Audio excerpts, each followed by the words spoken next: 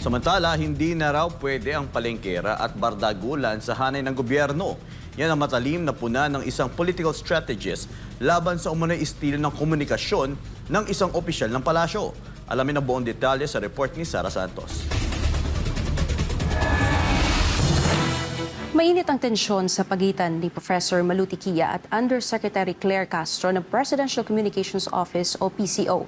Diretsahang sinagot ni Tiquia ang mga patutsada laban sa kanya.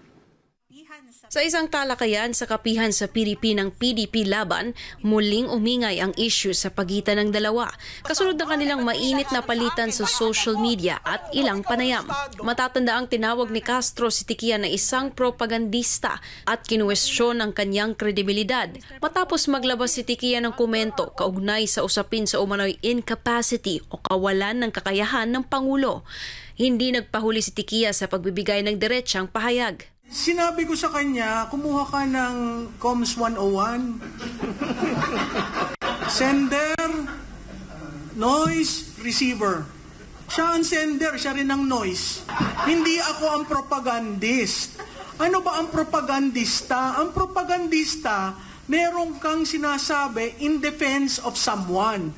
Ay, sino ang prinotektahan ko? Pinunari ni Tiquia ang estilo umano ng komunikasyon ni Castro bilang opisyal ng palasyo na dapat anya'y sumusunod sa standard mula sa tonong ginagamit hanggang sa pagharap sa kritisismo at datos. Perfect example, what do you think about incapacity?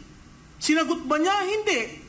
Ang pivot niya ay ang mga Duterte, dapat tanungin yan. Yung mga yang nagsimula sa mga Duterte.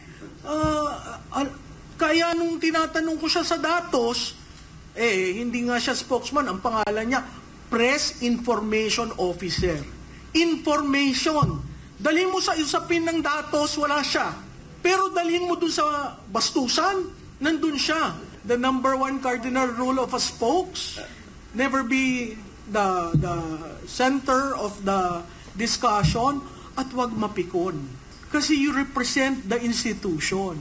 Sa tanong kung paano nakaaapekto ang ganitong pagtrato sa karaniwang mamamayan, sinabi ni Tiquia na maraming tao ang nagrereklamo sa paraan ng pakikipag-ugnayan ni Castro. Unang nag-congratulate sa akin ay isang waiter ng isang restaurant ang pinuntahan ko the following day. Ang sabi lang sa akin, "Ma'am, congrats ha." Sabi ko, "Saan?" "Kasi ginanti mo kami." Marami palang galit sa kanya. BFF, public trust. Public office is a public trust. Hindi bardagulan. Nanawagan si Tiquia sa liderato ng PCO na repasuhin ang communication strategy ng tanggapan, lalo't anya nakataya rito ang imahe ng Pangulo at ng institusyon ng Malacanang. Sa ngayon, wala pang tugon si Yuse Claire Castro sa mga pahayag ni Professor Malu Tiquia. Ngunit una na nitong iginiit na ginagawa niya lamang ang kanyang trabaho bilang tagapagsalita ng palasyo.